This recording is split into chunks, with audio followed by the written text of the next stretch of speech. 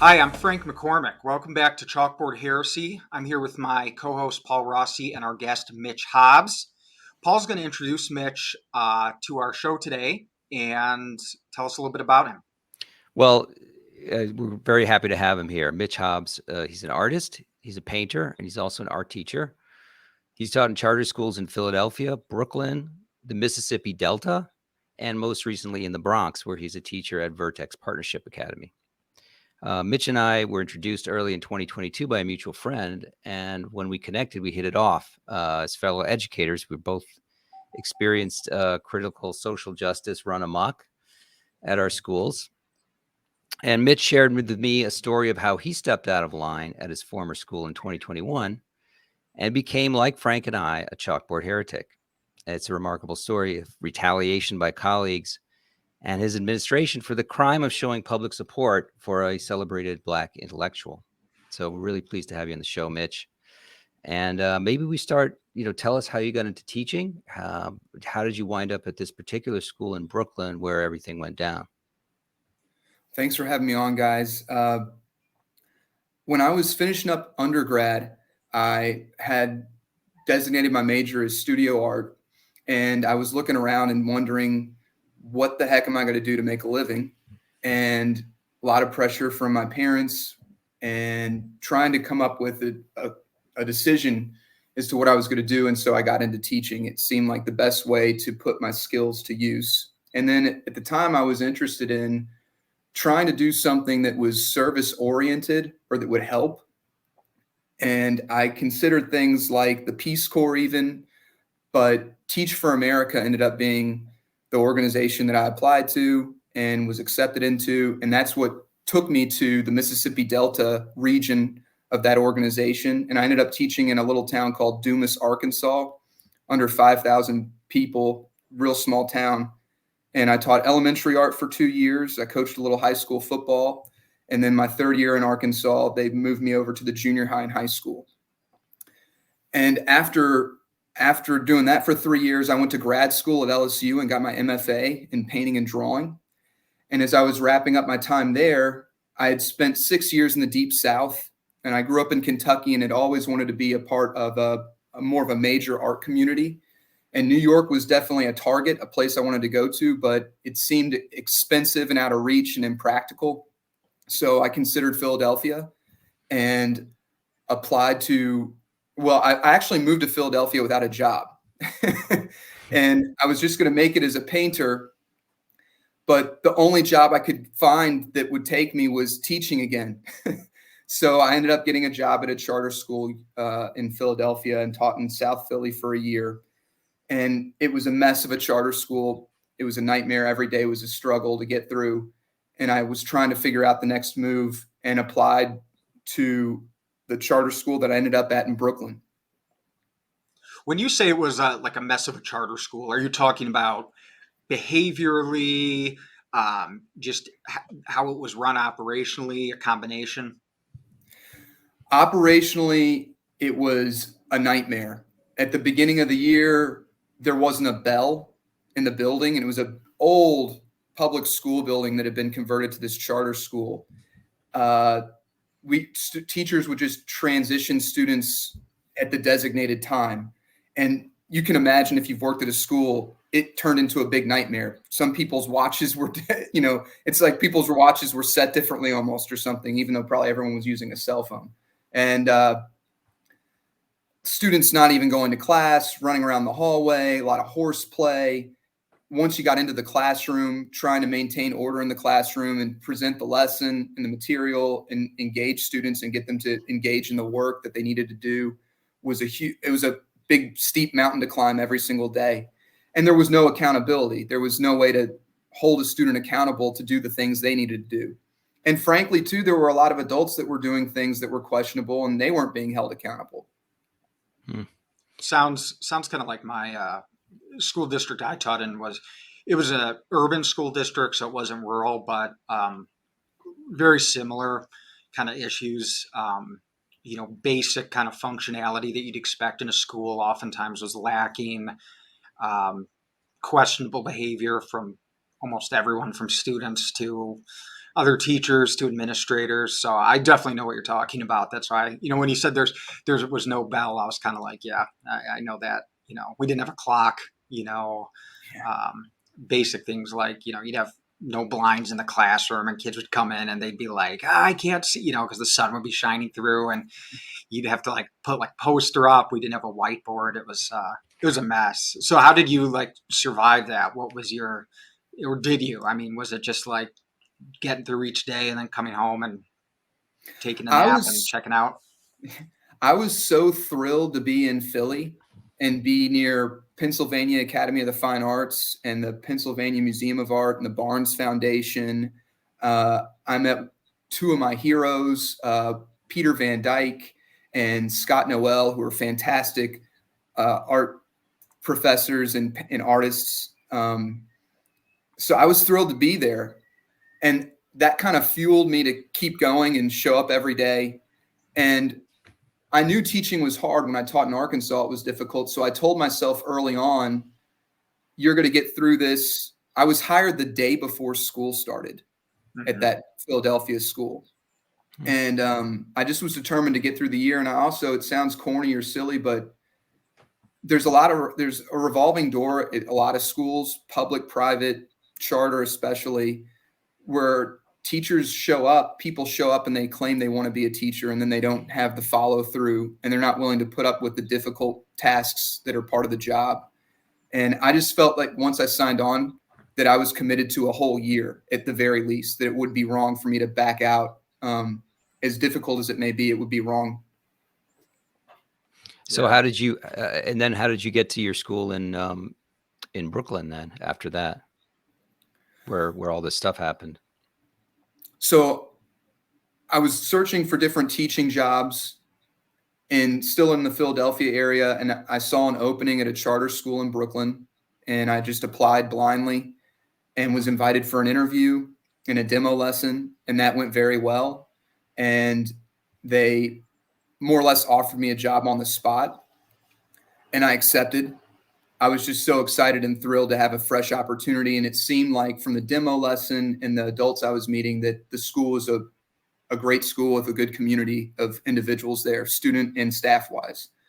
And when I first got there and did professional development that summer, that August before school got underway, things seemed fantastic. It seemed like there was this just a degree of professionalism and organization that was non-existent at the previous school I had taught.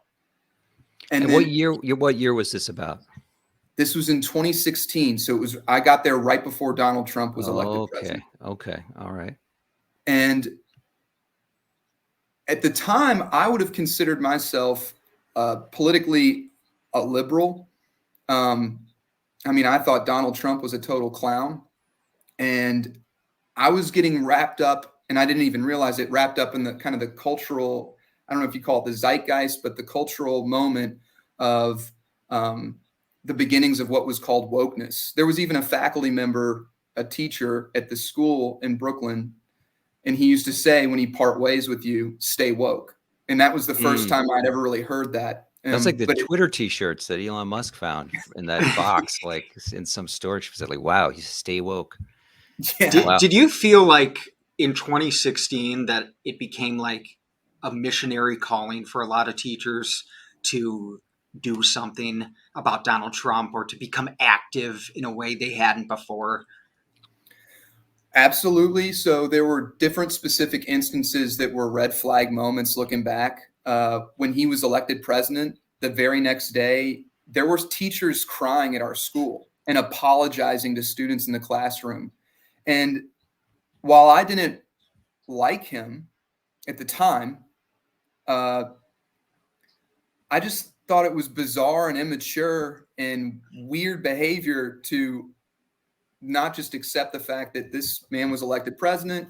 He's our president. It's the right thing to wish him well and hope that he does a great job, because if he succeeds, the country succeeds, and to give him a fair chance and see how he does.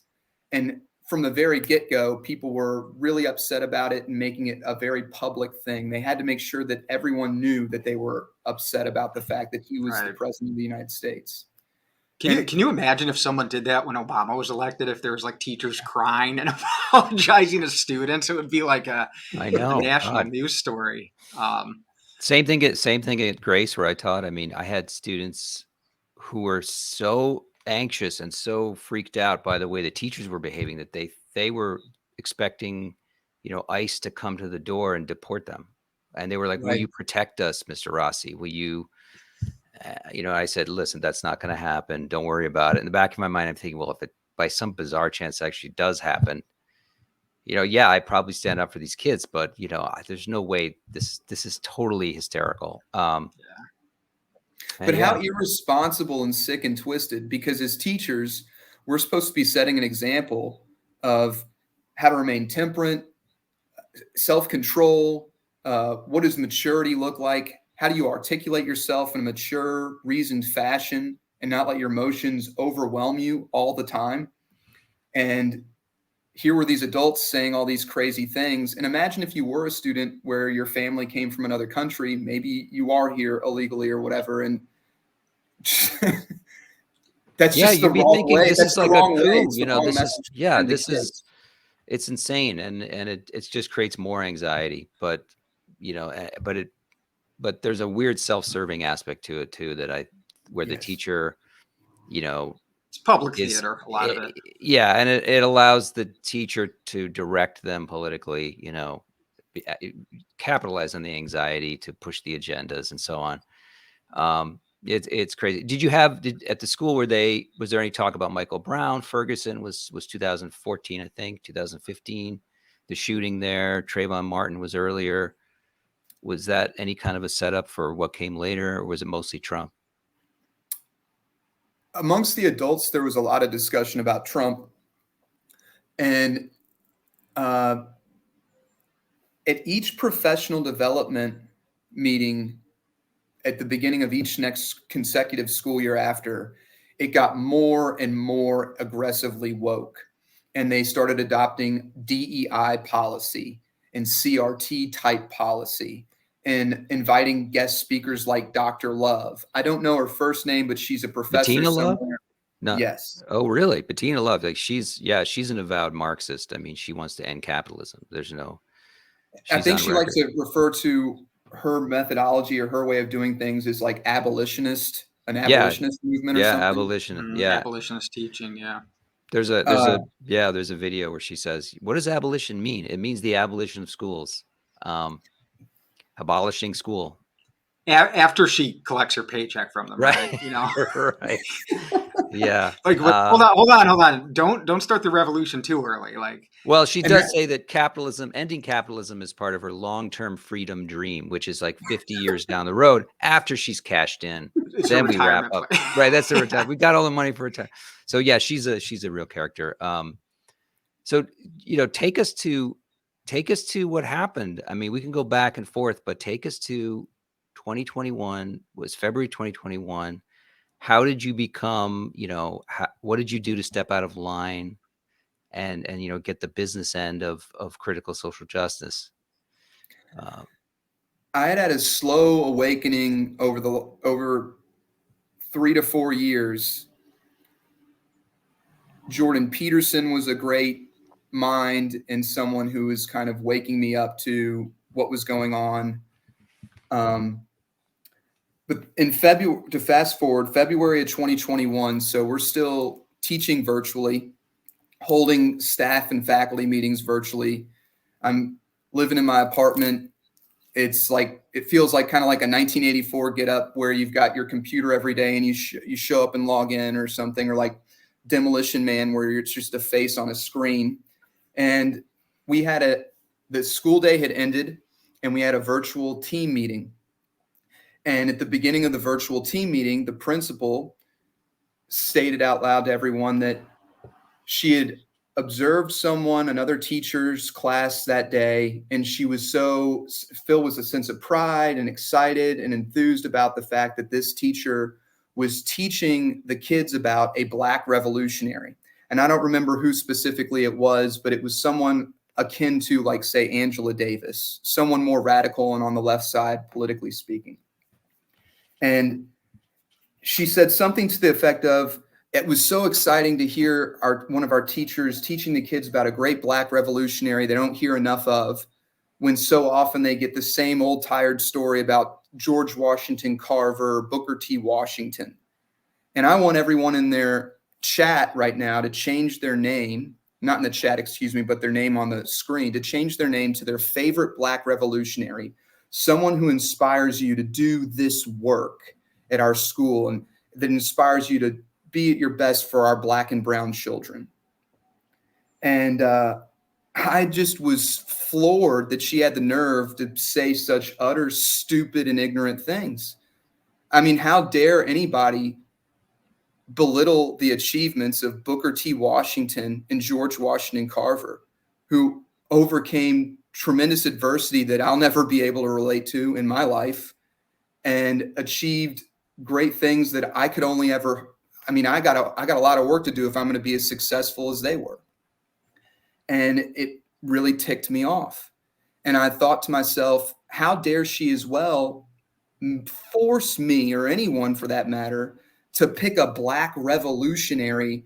Clearly, like, if I didn't pick a Black Panther or someone on a more extreme militant left side of perspective, then I was wrong in that moment. And so I was thinking to myself pretty quickly, I was like, who am I going to pick that's going to throw it back in her face, how ignorant and silly this all is? I'm going to pick someone who's bulletproof, who's a great man or woman, a great Black American. And I put Thomas Sowell down and typed in Thomas Sowell is my favorite Black revolutionary. And good choice. Yeah. I would have gone with Bill Cosby, but that's just me being an agitator. Yeah. Oh boy. But and I remember thinking, like, yeah, there you go, there you have it. And I also thought too, it makes sense, and it would only work this way, that someone of his caliber, has the wisdom and foresight he has, who's able to kind of back away and take his emotions out of an equation and absorb so much knowledge and information and research, and then digest that and make sense of it all. Someone like Thomas Sowell, who brings all this great insight to the world through his books and publications and everything, it would only be the nature of the world that he would be lesser known, that he wouldn't be as well known as he deserves to be. And so I even thought to myself when I typed it in there, I thought, this is my way of pushing back, but also too, most of these people have no clue who the heck he is, probably can't even pronounce his name. Fast forward to the next day, and I'm getting messages, emails from the principal and assistant principal saying they want to meet with me. They have a private meeting, the assistant principal, the principal, and myself. And they bring to my attention, first off, they make me basically walk through how the meeting went the previous day, what their prompt was, and what I did. And I said, yeah, so I picked Thomas Sowell as my, favorite inspirational Black figure in America. And then it was pointed out to me that he's controversial, and that the staff was offended by my choice. And that he didn't believe in systemic racism. And so that he didn't align with our diversity, equity, and inclusivity foundational statements that our charter network had adopted. And that I needed to apologize and be a part of a restorative meeting with the 5th grade team. So all of the faculty, teachers that taught 5th grade. And I was going to have to meet with all these teachers in the next day. And so I prepared for that meeting. And when they asked me why I picked Thomas Sowell, when I was in that meeting with the principal and just the assistant principal, I could already kind of sense, here it comes. I've seen this before, whether it was what Jordan Peterson had put up with when he fought Bill C-16 in Canada, or any number of other people who had been canceled or lost their jobs. I thought, here comes the wave. And so I thought I better prepare myself. And they're going to ask me why I picked Thomas Sowell. And so I tried to make up. I just flat out listed and wrote down, these are the reasons why he's a great man. These are the unquestionable reasons why he's a great man. And I'm going to state these and stick to these. And that's what I'll do. The next day, the meeting with the 5th grade team, it lasted well over an hour. I had to begin the meeting. So it was started with the principal stating that it was a space to address the hurt that people felt and restore and repair relationships. It was to clarify intent while owning the impact that I had made upon the community, and that we needed to anchor ourselves in the DEI, the diversity, equity, inclusivity belief statement of the charter network. And at that point, I was told to begin. So with that, begin, Hobbs. And defend yourself, Hobbs. yeah, I just want to say, this is crazy. I mean, there's just no words. It's like worse than anything I could imagine. I mean, if you were to ask me to write about some fictional story about this, I probably wouldn't. It's just nuts.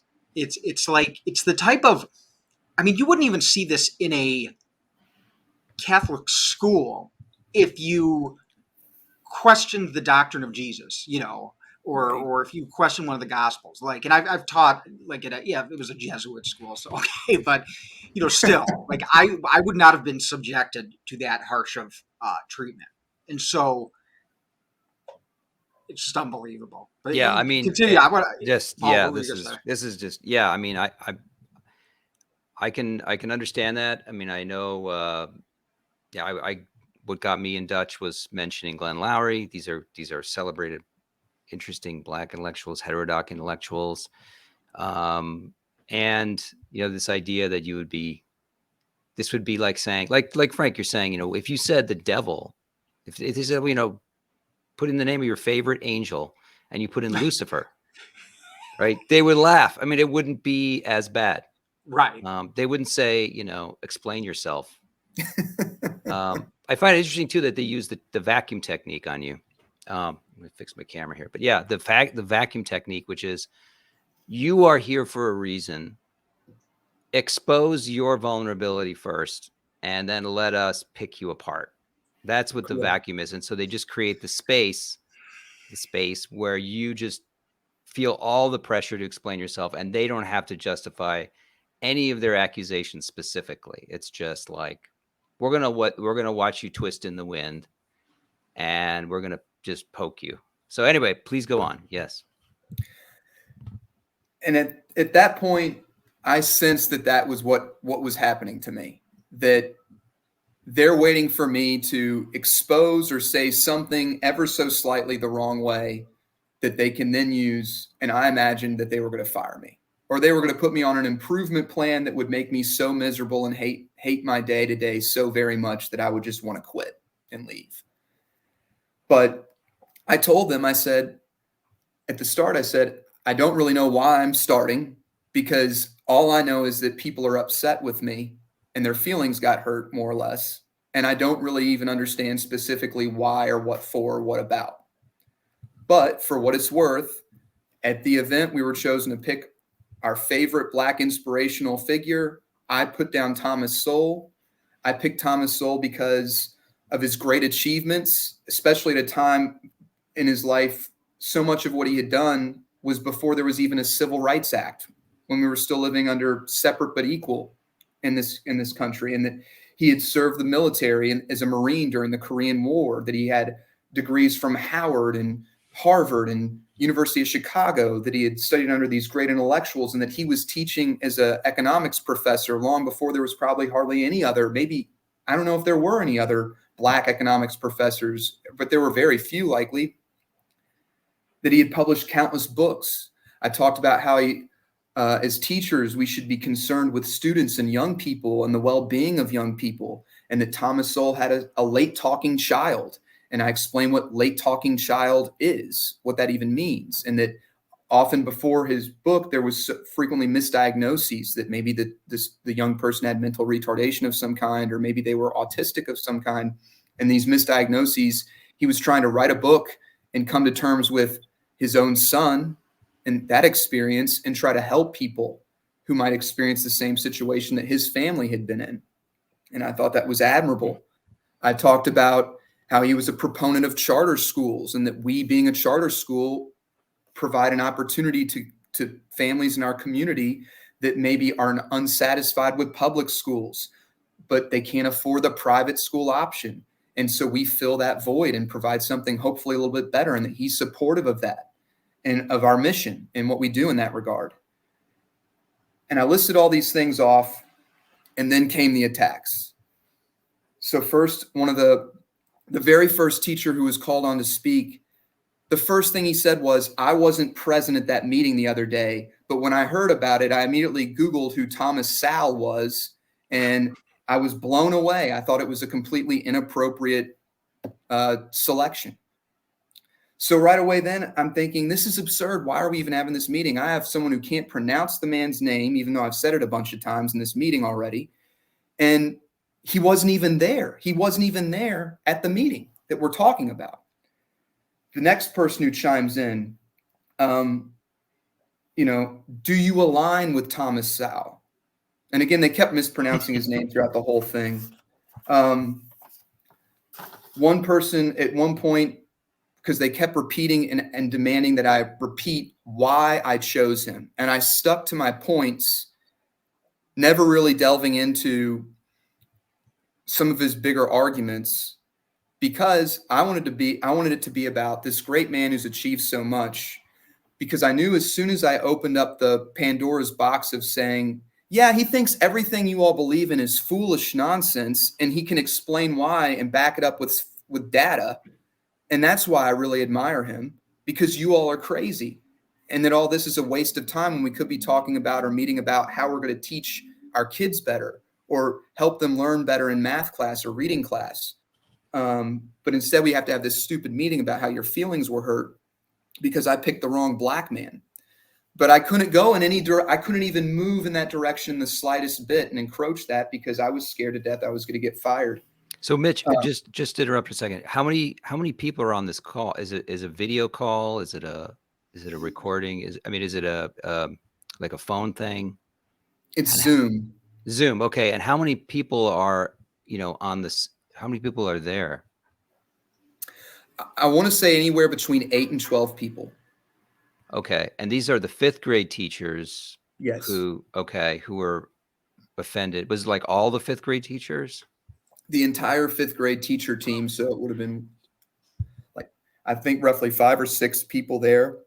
And then you also had the assistant principal, the principal, another one of the school leadership team was there. So yeah, it was somewhere it was approaching 8 or more people. Okay. Between 8 and 12. And there was a DEI person there. Like, did they have a DEI department? Yes, we did. We did have, that was the first year, I think we had a head of DEI, and she was present as well. Okay. Wow.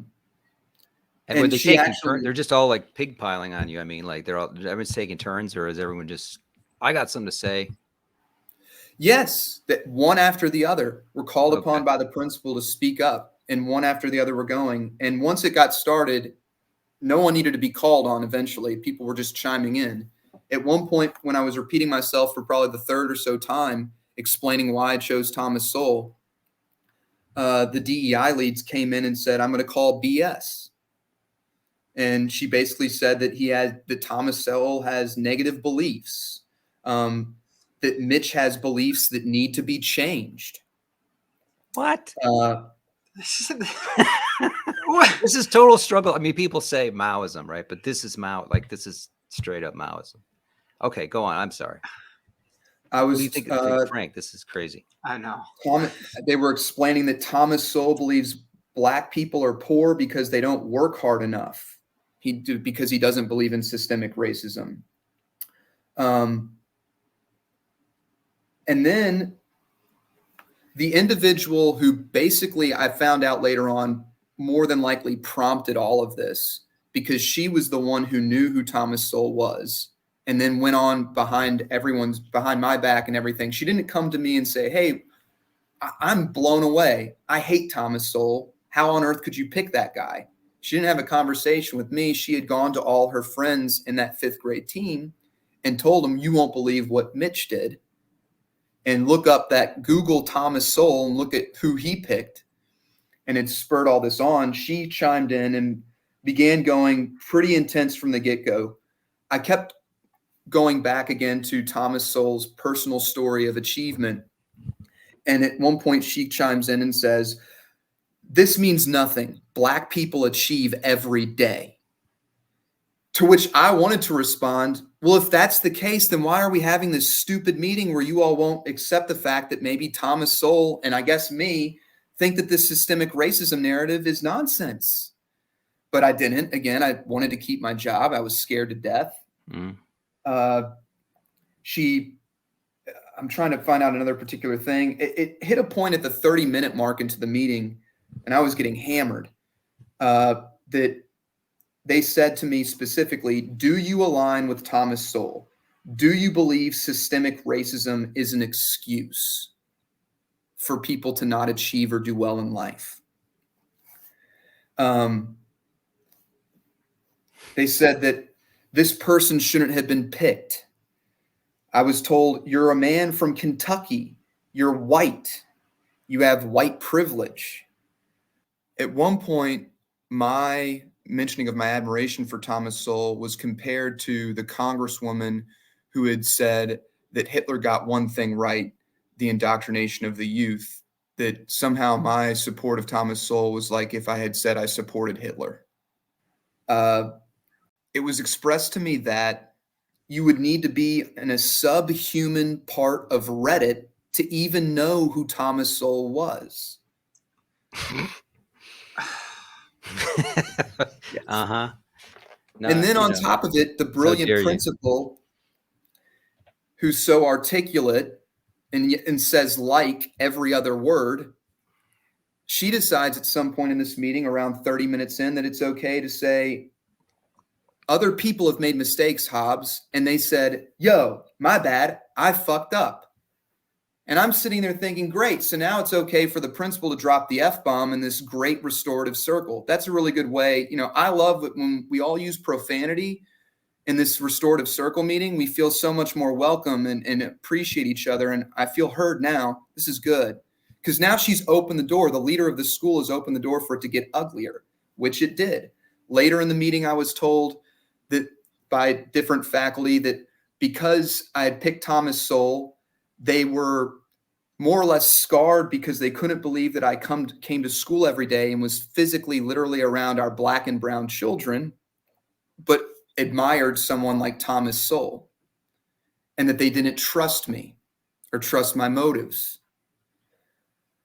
At one point, going along that line and train of thought, I was told, you're lying. They were saying, we don't believe what you're saying. We think you know why you picked Thomas Sowell. We think you don't believe in systemic racism. And we think you're not aligned with the DEI belief system of the network. And specifically, it was stated, you're smearing shit on our faces and telling us it's lotion.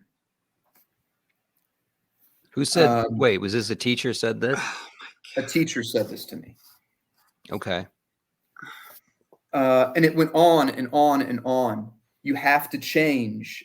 Later on, it was said that you can't show up to school each day admiring someone like Thomas Sowell and having these ideas in your head because our kids can smell it on you. Whatever that means. Wow. And you might as well have just picked like Robert E. Lee, because that is basically the equivalent. I mean, like it's so it's almost like hard to believe, you know? It's like, It's not like I picked Robert E. Lee. Robert E. Lee, after the Civil War, he worked to fix what became Washington and Lee University. He fixed a failing school and felt a responsibility after his failure to educate the young men of the South. Robert E. Lee is definitely, I'm not supporting this, the South or the Confederacy, but it's as if I picked Hitler. I mean, it was so absurd. It got completely out of hand, and none of these people could pronounce the man's name right hardly. And it became an invitation to pile on and claim I was racist. I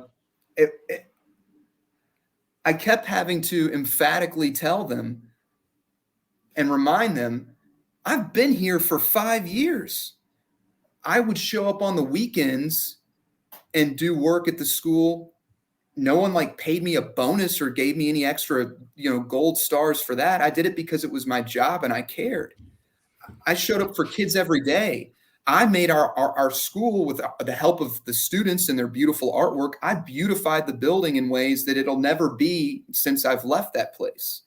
Was this the first time that you ever had any type of anyone give you any guff around your race, or were you sort of liked as a colleague, or was there anything before this, or would this all just sort of erupt? I don't want to toot my own horn or sound like I'm, I want to stay humble about it, but I got along with everybody. I got along really well with everyone in that school. And it made it all the more, I just felt totally stabbed in the back, drawn and quartered and left out to dry about the entire situation. And what hurt the most, and I explained this, that what was the most disappointing and upsetting was that people would walk around now not trusting me around kids because I wrote that I admired Thomas Sowell. That was a reason to think that I'm so evil and vile that they couldn't quite trust how I was around students. And it upset me really bad then. It upsets me really bad now. I recorded this because I thought I was going to lose my job, and I wanted to have some kind of evidence that it had actually happened and that these things were said. And I watched the recording of the meeting in preparation for this podcast. And to this day, it's hard to put and express without getting very emotional and upset about it, how enraged I feel, that I was a coward. Because at the end of the day, I felt muzzled in that I couldn't even express the ideas of Thomas Sowell and why I really liked him and admired him, and how he had kind of changed my point of view and perspective on maybe what could be done to help our students really, rather than all the woke, crazy social justice nonsense that's a distraction from real education.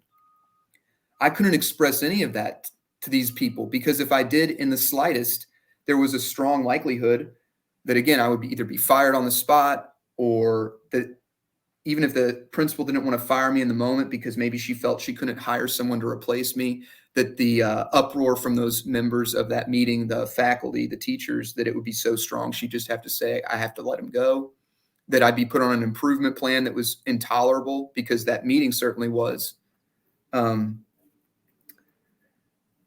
They played a video.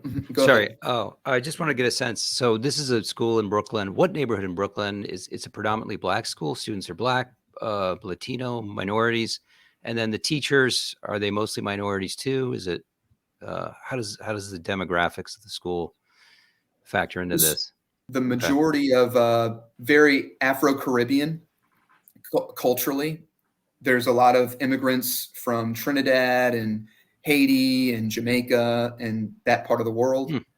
Most of my students had family there and were from there, or their parents were from there. But that was another thing about the school that bothered me, that had been evolving ever since this particular principal who was leading this meeting had taken over. She had a doctoral degree in Black feminism. That was what her thesis was on anyway, or doctoral thesis. And she harped on the ideology of Black excellence and would put posters out all about Black excellence. And that always bothered me. And the reason why it bothered me isn't because I have a problem with Black excellence. It was because it wasn't genuinely inclusive. We had students that were Arabic from that weren't Black. We had some students who were Hispanic that weren't Black. We had one girl who was white. And they should feel like they're a part of the community too. And academic excellence is something that we can all aim towards and be about. But why does it have to specifically be Black excellence?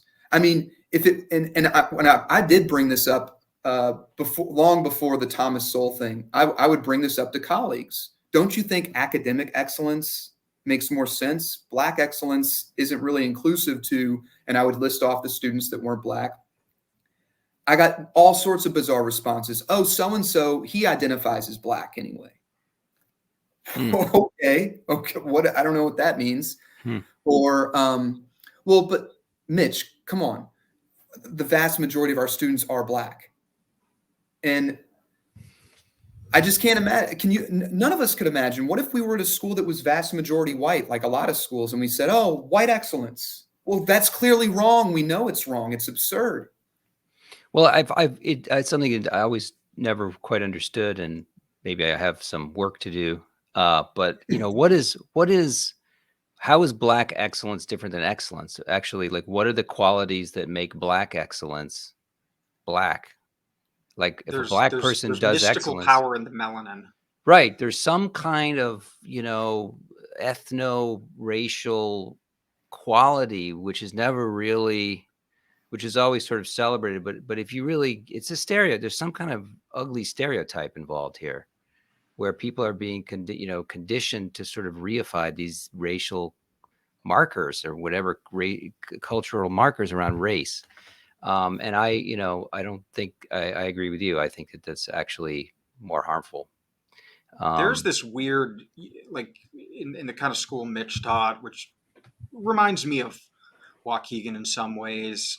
A lot of, I would say, this kind of Black ethnic nationalism gets a pass. And people in the school or community members or teachers or board can just get away with stuff that like really, when you think about it, is strange.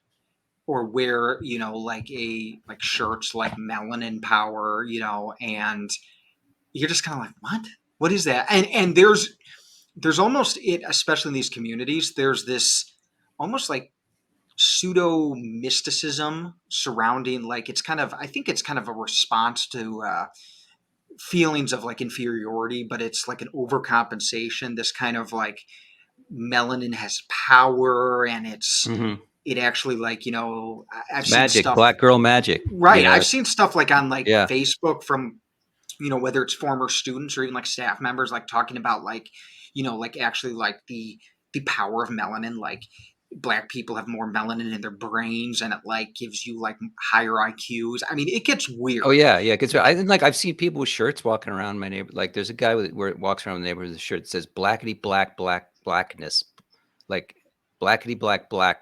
That's who I am," or "Black AF." So it's like, what is that implies that Blackness is on a continuum, and that you could be more Black or less Black, right? So it's almost cultural. It doesn't have much to do with your actual skin color, right? It's not literal. So Blackness is this kind of quality which is expressive and I think it is political. It's expressly a political Blackness that we're talking about here. It's not even necessarily cultural. It's an attitude. It's an oppositional framework towards society in general, and that is being pushed I mean, I think it's maladaptive. I don't. Well, I think it's gone beyond pride, and now it's maladaptive. yeah, well, But so anyway, much for quality of character.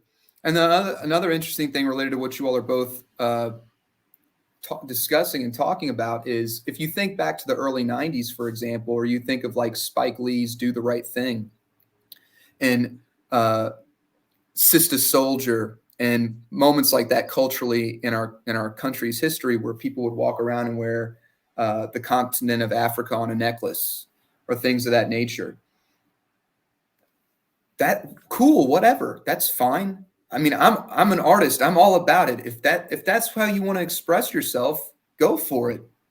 But what stands out to me as interesting is, and what's different than from now than then, is that now we are in a Victorian age or a repressive age where it's okay for that to happen.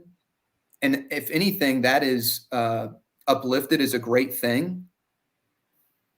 But if anyone even jokingly in a humorous way says something of another nature or kind, it can't be met with any sense of humor or laughed off or understood as like, oh, they're just joking around or they're making a humorous point at the absurdity of this or that or the other by coming at it from the other angle. It's you're racist, you're wrong, and you don't deserve to be a part of any conversation or part of our culture or society whatsoever anymore. We would like to do away with you. Take a walk into the ocean.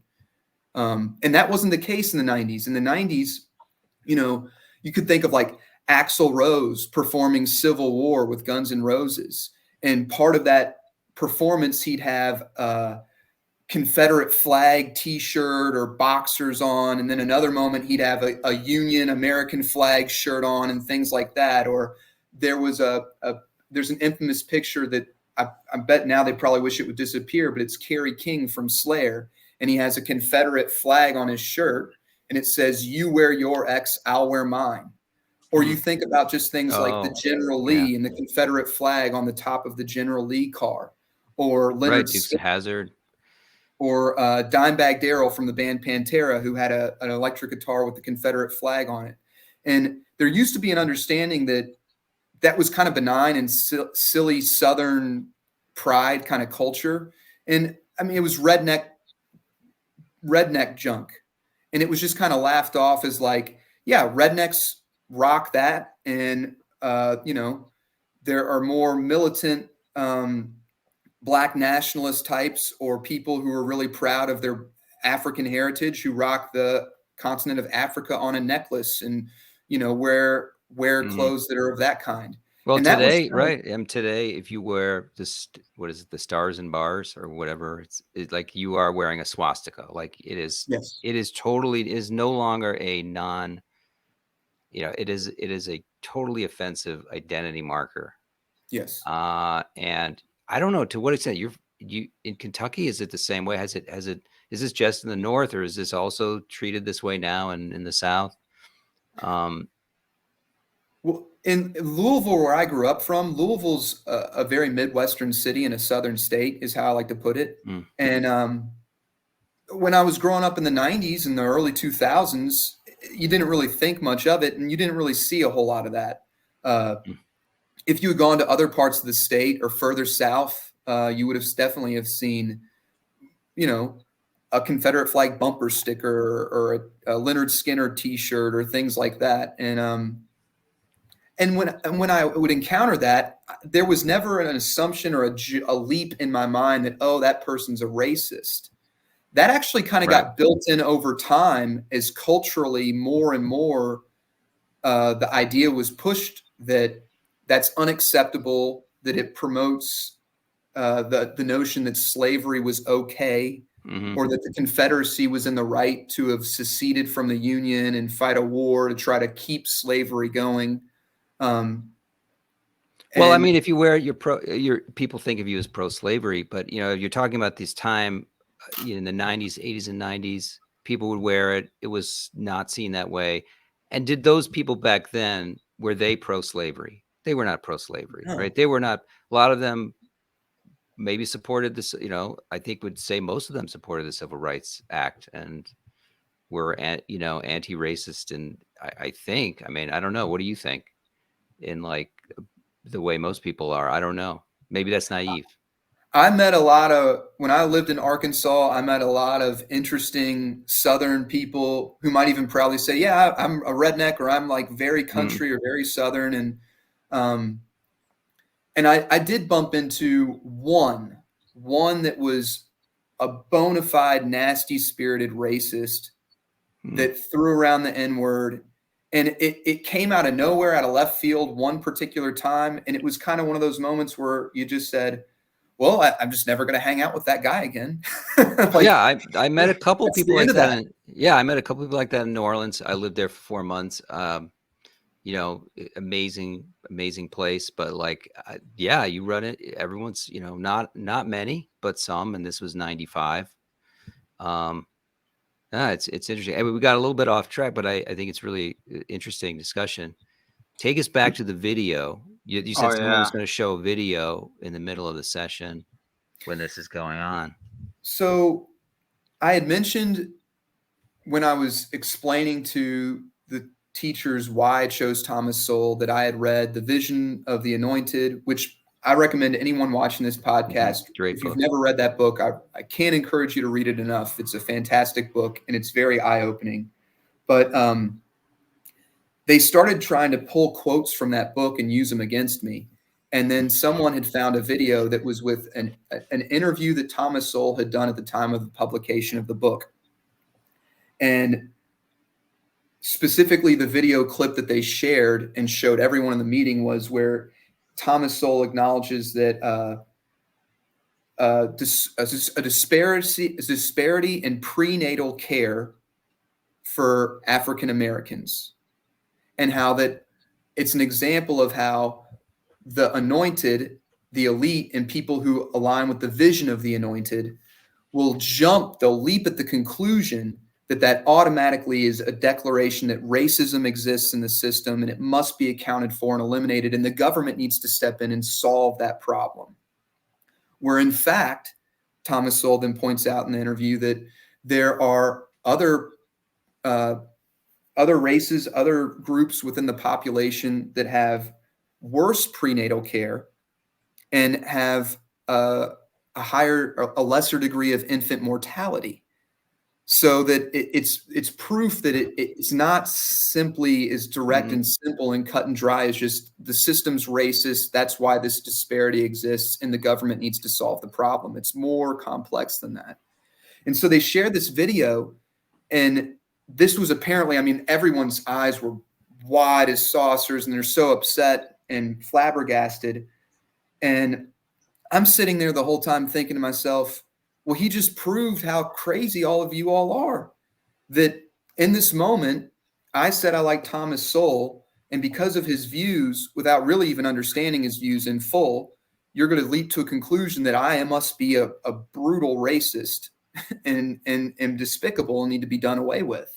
Thomas, the video clip they played made my point for me, but eventually, okay, sorry, go on.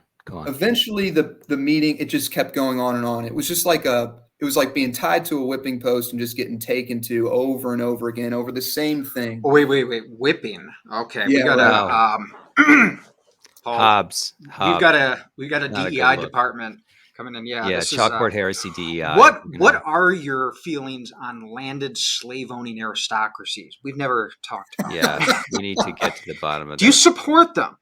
Do you support? I was thinking more like the Allman Brothers song, guys. The Allman Brothers song. Oh yeah. Oh man, you can't help it. You got to laugh. I mean, it's just so ridiculous. Yeah. I mean, Thomas Sowell is on trial. This is a vigilante mob against Thomas Sowell, and by association, you.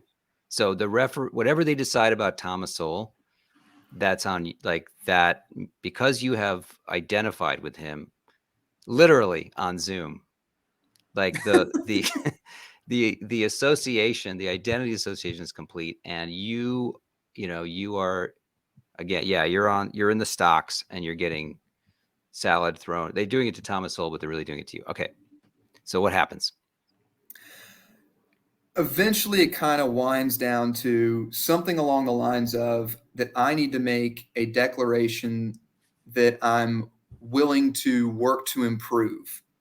And a lot of do the work keeps getting repeated over and over again. If you've worked at a school that aligns with these kinds of ideologies and views, you hear that often. We got to do the work, which is somehow a reference to, I guess, read Ibram X. Kendi books or something like that and try to, prove and genuflect at the altar of wokeness, more or less.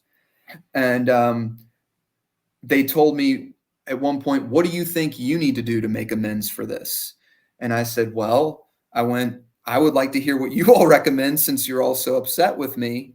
And then that brought up the point of Black people don't want to help you, Mitch. You're going to have to figure this out on your own self and find some white people maybe who you can talk to about this, because Black people are tired of having to try to explain themselves to you white people who don't understand. It went on like this. And eventually just what it came down to was me stating that I was committed to do the work and improve. And another thing that had to outright come out was they kept pushing that. And then there was a question along the lines of, do you think systemic racism is an excuse? To which at the time I said, no, it's not an excuse. Like, I get it. Systemic racism exists. It was kind of like at that point I had to just kind of concede and move away from this. And I was scared to death I was going to lose my job. And that's why I say that when I look back and watch the video again, that I feel like a coward for having not been able to stand up for myself or state really what needed to be stated. And but in your defense, one thing I think a lot of people don't realize is, especially in public education, is you get fired once for one of these types of things, that's like career ending. Like, there's no coming back from it, because other schools look, it can be hard to get fired from like a public school job. I don't know if anyone's heard that rumor. It's kind of true. So I think a lot of schools will look, they're like, wait a second, you got fired from a public school. What did you do? I mean, like, it must have been really bad. And so it's really, I know that fear, because you're thinking like, that's it for my career. And then what am I going to do? Yeah. As it wrapped up, there was talk about things like,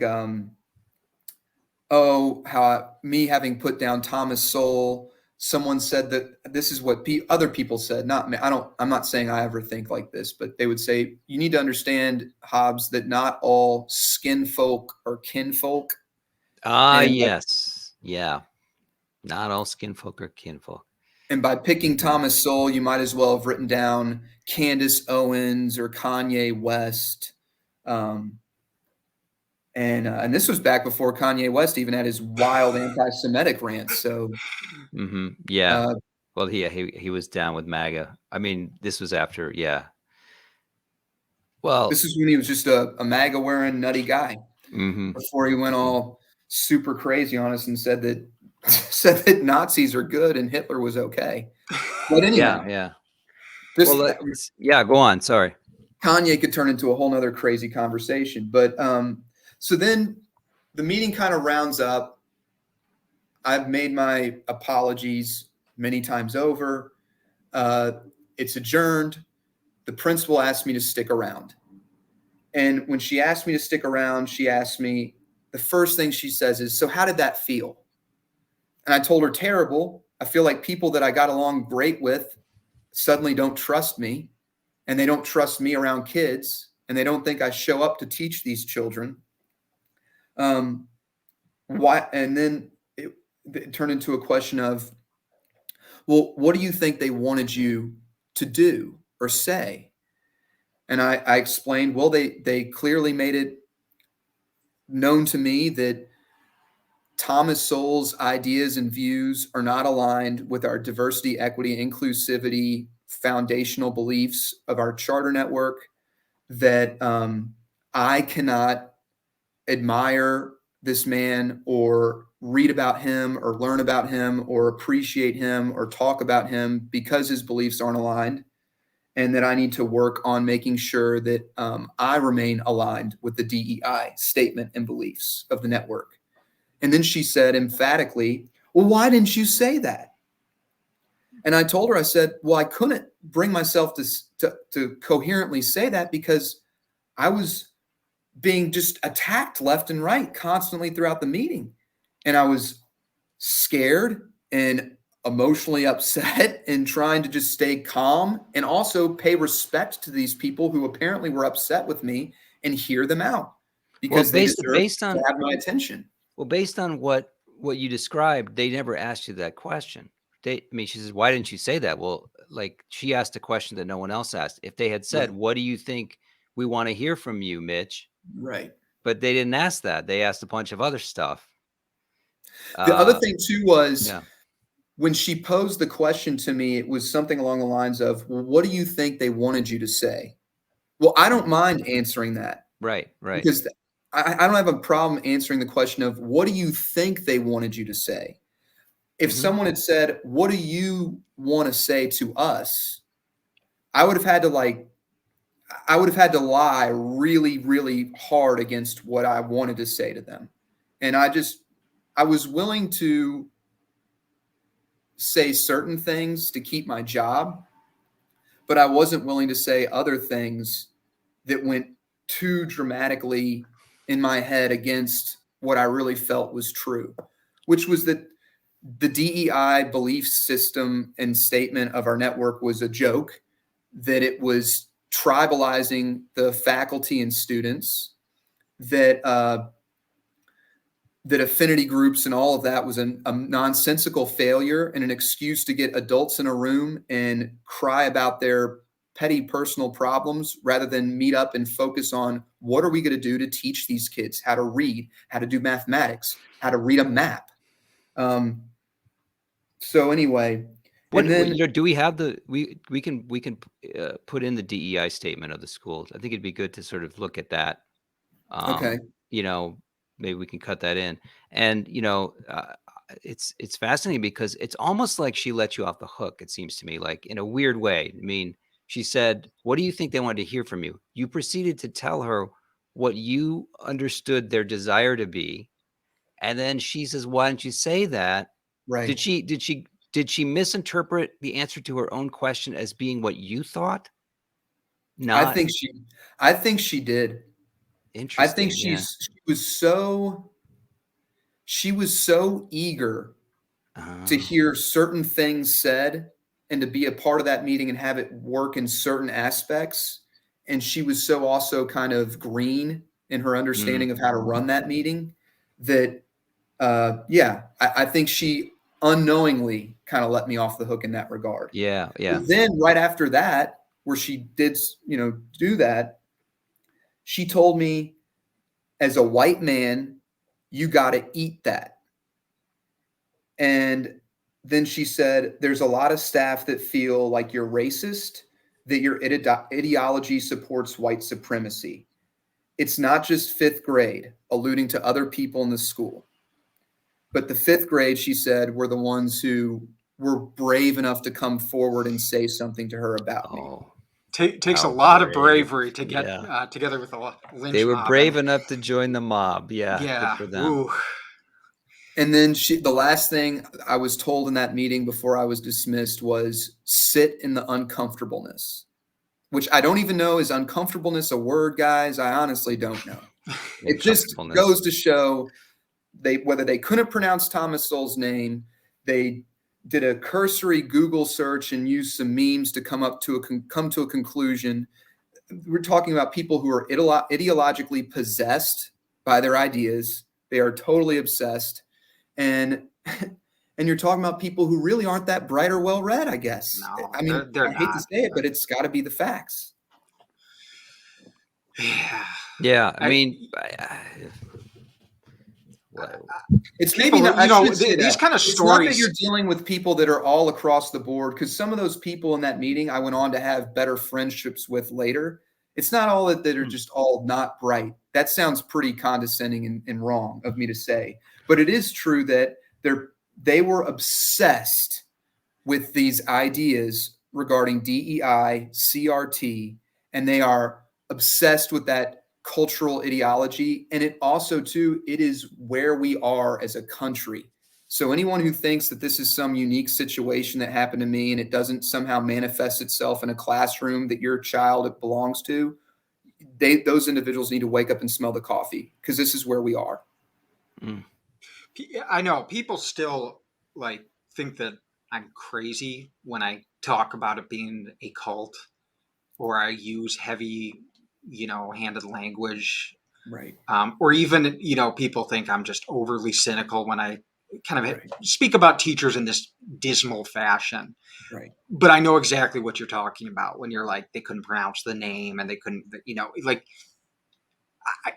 it's something that only someone that's been in the system, for a number of years and worked with a lot of these people know that, like, look, public education, it attracts, a small percentage of, like, I would say, like, saints on the bell curve kind of deviation, but there's a high degree of variance in that curve where you have, like, on one hand, like, people that are like really smart, really in it for the right reasons, and you have a lot of people that are, they're like, they're reasonably intelligent, I guess, for teachers, and then you have people like that gravitate towards that job because they couldn't do anything else. And I think there's probably a relationship, I would imagine, between people,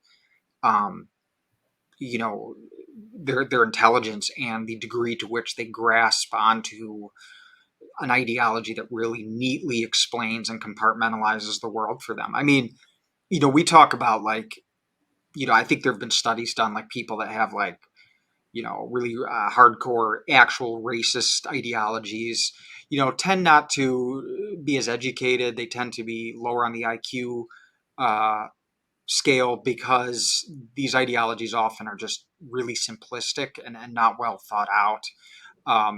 And I think the same can probably be said of, like, an ideology like wokeness, which ironically shares a lot of similarities in some ways with, if you were to take, like, kind of like white nationalism and you're to take wokeness, like, yeah, they're on, like, opposite ends of the spectrum, but in terms of, like, the generalizations they make and, like, Yes. their kind of reasoning they use, you can be like, Yes. it's just changing out the parts. It's like the same kind of system. It's just moving around, like, the blocks and how they're arranged and which blocks you're using. Yeah, there's Exactly. I look at it more not so much as intelligence, but more like ambiguity tolerance. So there, if you're okay with things with not easy solutions to things, just complex things, you might not be necessarily intelligent, but you might just be okay with not knowing something. But there's But a I think that certain is a sign of intelligence, though. I maybe, think yeah. that's when you look at, intelligence is also the ability um, to know what you don't know Hmm. and to know that you don't know everything. And I think Hmm. there's, like, there've been some kind of studies that show, like, that one hallmark of intelligence is, people tend to actually underestimate their own Hmm. intelligence. Yeah, and I think Whereas people that's that are true. lower intelligence tend to, like, overestimate Right, it. right. That's Um, right.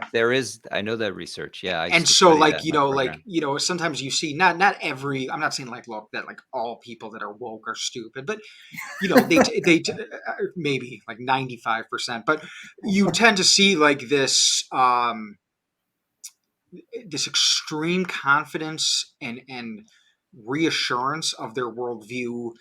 And even the idea of, like, being woke, it's like, I possess secret knowledge. I am so smart. I am enlightened. And I just think anyone that thinks that way is probably not half as smart as they think they are.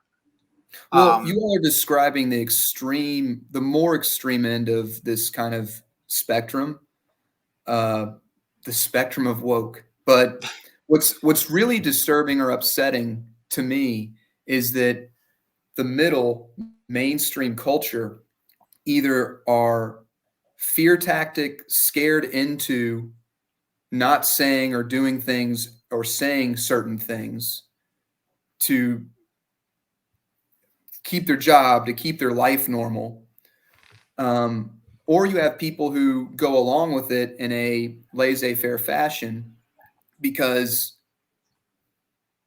all of these ideas play to your emotions and to your to individuals' empathetic natures. I mean, calling someone a racist or a bigot or that they're prejudiced, it's one of the worst things you can say to somebody. And especially now, it might be the worst thing you can say to somebody. And so there's a lot of people that aren't even fully aligned is at the more extreme end, that which you all are accurately describing there, the people who think they have secret knowledge and the intellectual elites that really push the ideology of the vision of the anointed. But the middle of the road people and how that's growing, how it's grown to where it feels like if you have moderate views or if you have a traditional outlook on life, you have a nuclear family, kids, husband, wife. I mean, it used to be understood that that was the most common format that life took. And now that's been challenged so heavily that in commercials and television shows, magazines, movies, all across the internet, it's got to be fought against and mocked or made fun of even, or told, or we have to be told that it's wrong because, I don't know, because they're obsessed with having control, I guess. I think it's a real, I think you're hitting it. I mean, it's a moral problem, right? So you have this moral intuition, which has totally replaced traditional moral intuitions, and that moral authority, diversity, equity, and inclusion are at the apex of the moral hierarchy now. So, whatever other morality you bring to bear on a situation, you can cause harm if you aren't those three things, right? And so anyone who wields those things is a priest. They are the high priests of this cult, and they have the moral authority in any dialogue situation where you run afoul of those values. And it's a fraudulent morality too. Yeah, I mean, diversity it's is not. Yeah, it's not based on any kind. I mean, it's based on the virtuousness of its just own existence. Like, this is DEI Right. is virtuous just by Because nature, right. and any morality, whether it is inherently more ethical, or it's more moral, or it produces better outcomes, if it challenges that, it's just wrong. That on its own, it's holy, it's sacred. Yeah, It's bizarre. one of the thought experiments I try to do with some of my colleagues who were, I would engage with, I would say, like, well, can you have too much inclusion? What does too much inclusion look like? right. Too much diversity, what does that look like? Is that possible? And they'd be like, I guess, although I don't like where you're going with this. Right? Well, you don't like where I'm going with this. Okay, but can you, as a hypothetical, think about a situation where what you think of as a positive becomes a negative. Mhm. Is there any circumstance where that's true? And if you really, it's not hard to actually see. If I have a chess club and I start including people who don't know the rules or think that the bishop, moves like a rook, well, then we don't have a chess club anymore, do we? Right? And So it's going to Can be you that have way someone that's eventually. too diverse? It's going to be that way Yeah. eventually in a hospital Yeah. room when someone's having a surgery performed upon them. Yeah, right. Like, It's a big fun game until roads Until it and matters, bridges yeah. stop working, right. or until God, what was it? Just yesterday where it was the computer system that all these different airports and planes use went down. And I mean, you have someone like Pete Buttigieg, who is an absolute goofball and is totally in over his head, running as the Secretary of Transportation. I mean, what has he done to qualify himself for that position? Well, to be fair, it's called transportation. So, was a bad joke. So Terrible. Let's edit that out. No, I that's kind of fine. like Leave it it though. in. Let's leave it in. That's good. Transportation. Queer Yeah, portation. I don't want to speak for, like, I actually, I feel that Queering there's still transport. so much Sorry, transport. that was a late addition to the party. Yeah, it's okay. Like I feel queering like time. we have so much, like, there's still so much I want to, like, hear about and digest about this. Like, I don't want to, speak for us, like, feel like I'm trying to force a close, but I No, think no, we no. should do Yeah. a part two. And I want to like look more like at the, um, the DEI statements. I want to like hear how this unfolds. I want to kind of Mhm. unpackage it more, and because this is probably one of the, I've heard a lot of these kind of stories, and this is probably one of like the crazier ones I've heard, I knew. which says a Yeah. lot. Um, I'm glad I I can know. bring When that to Mitch told me yeah, this, I was just like, my jaw was like, okay, the people talk about struggle sessions. This is a struggle session, right? This is worse than anything I got.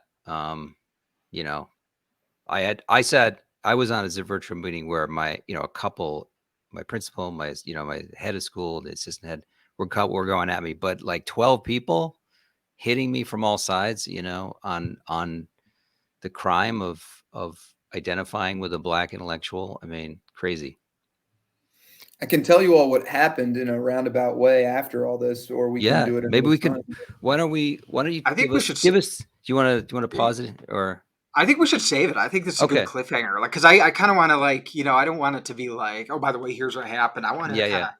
of, I think we should leave this like, one of those serials, like a Okay. cliffhanger, like All right. next Part on one. Chalkboard Heresy, what happens to Mitch Hobbs, and Okay.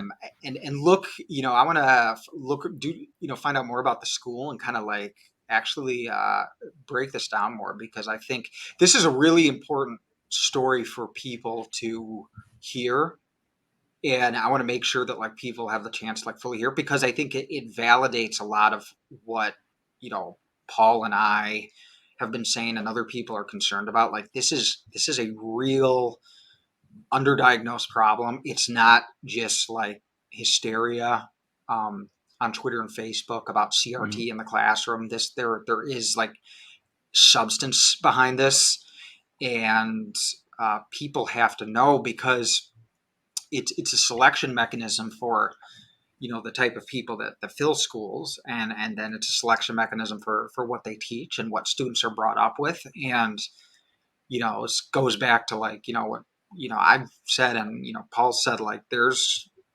we're gonna reap what we sow, and it's probably not going to be pretty at a certain point. Mitch, like, did you have anything like before that you want to kind of add, or that you've thought about?